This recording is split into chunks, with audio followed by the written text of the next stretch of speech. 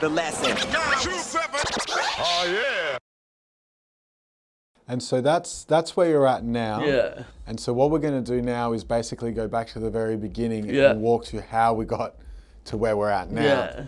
And I guess, first of all, like I always thought that you were from the north side, but you're actually from the east side. Yeah, I grew up on the side of like McGill. My dad was a bus driver after he left the army.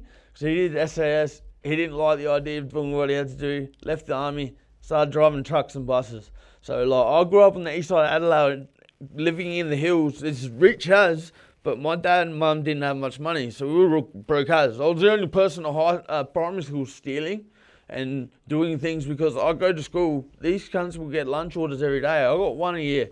My little brother can vouch for that. You get one a year, and if that lunch order was shit, you were attacking someone that day. Like that ruined your whole day. Like you get one lunch order a year, and mum and dad would be like, "Oh, we'll pack you like lunch." It's like one little sandwich and a few things. Like they provided. I love them for it. But like on the east side, when you're surrounded by people, they're like, "Oh, mummy didn't buy me like 20 new like Pokemon cards today." Wigging out, and I'm on the east side, it's like so broke. That's why I just gravitated to like areas like the south and the west and the north, because that's where I was hanging out with people when I was getting kicked out of home and I was being a bit reckless as a teenager, and I'd be like, oh, I'll go fucking live here, because they don't give a fuck. At my parents' house, if they smelt like weed smoke in the house, my dad would knock me the fuck out, and that'd be a night. Like, And you mentioned your brother. Now I actually met your brother many years ago. yeah. Because he's a b-boy. He's a like b-boy. he's like a world-class b-boy. Yeah, he's crazy, man. Like, He's very different to you. he's got a different nature. Yeah, Yeah, I and know. and I remember that he mentioned that he grew up Mormon. Yeah, the whole family Mormon. So you grew up Mormon. I grew up, yeah, they made me go to seminary before school. So, like, church school before you go to school. And, like, they make you do activities on the weekend. And, like, they're not that bad. Like, I know, you know, the chef Poya, or the one from Po's Kitchen. She was on MasterChef. Yeah. Well, I'm friends with her brother, Casper. Like, last time he seen me at church, he broke down in tears and was like, oh, he's back. Like, I grew up with these people, you know what I mean? They're actually really nice people. It's just crazy because when I was a kid, I was such a manic, like, over-the-top person. Like, at church, if someone was, like, terrorising my little brother, I'd go and attack them all. And, like, my little brother's just, like, seeing all that, and he's like, oh, I'm going to duck and weave that. Like, he's having a kid now and shit, you know what I mean? Like, his missus is pregnant. So he's doing killer. I was in jail having, like, Zoom visits with my brother, and I'm like, what are you doing? He's like, I'm in Serbia. I'm like, what do you mean Serbia? He's like, I'm doing a breakdance battle over here. I'm like, well, you better make sure you win then. That's what it's always been like with me. When I hear that he wins, I send him a message. I'm like, yeah, killer, bro, you smashed it. You know what I mean? Like, I'm my little brother's biggest supporter. Like, I used to go to his breakdance battles when it was early, and he told me, stop coming. Well, what do you mean? He's like, you're embarrassing. I'm sitting there like cheering, like if someone battled my brother and he didn't win, I'd be like offering him out, like, come out the front and punch on you, you know what I mean? My little brother's like, you can't do that. Like, I want to be respected in this scene. And then I remember what I was like when I was at the hip hop scene. I was like, if my little brother come in and start, or my older brother tried to do something, I'd be like, you're embarrassing me, bro. Let me have my limelight, you know? Oh, it's crazy. Like, you wouldn't think that my little brother can breakdance either. Like, he reminds me of Barney Stinson from How I Met Your Mother. Like, we do not look like we're related, but we're 100% related. Like, I'm too much like him. It's just in different ways, you know?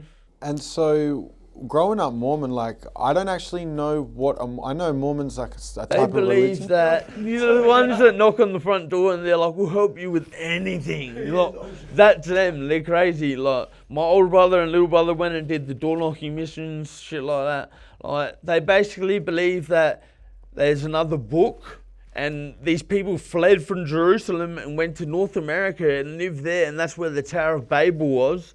And then they lost all their languages and fucking da-da-da, and all the American Indians and the Aztecs were actually from Jerusalem. It was Lehi and his sons Nephi and Laman and Lemuel. And God actually cursed Laman and Lemuel's kids to be black, to be darker in skin, because they did the wrong thing. They turned on their father. So in that book, because I've read the Book of Mormon, I know it well enough that if the Mormons roll up, I'll run game on it. But like, have you heard about Nephi? Or what about Laban and Lemuel? And they're like, oh, he's prepared. Like, he knows the questions, you know.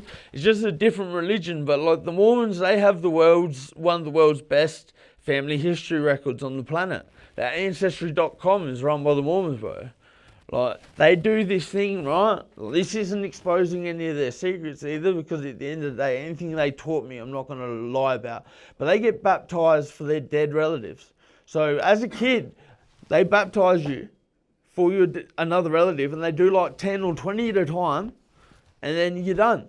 And like, I used to be going in there and I was running amok and partying, and I could feel the bad spirits in there, like following me, like, oh, like, I shouldn't be here doing this, like it's crazy, but most people that believe in Mormonism, like a lot of Polynesians have gravitated towards it. They love it. I used to have the Polynesian missionaries come to school when I was in year 6, and they'd help me draw. Like, I used to draw these worm characters, you know, like Worms Armageddon.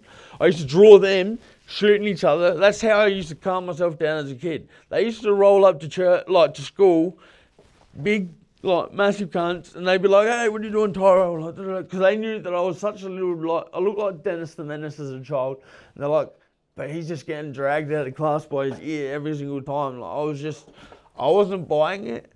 I'm not saying that it's not true, but as a child, I was just like petrified. I'm like, "What? Jesus died for us, and then I still have to behave." But he died for my sins. How does that work? You know what I mean? I just never gravitated toward it. My whole family are Mormons except for my sister. She stopped going. I spun out. I was like, "Why'd you stop?" She goes, I don't believe it anymore, you know? It's crazy. Like, when your whole family, because my grandparents converted on both sides. So everyone in my family are Mormons. The lesson. 927.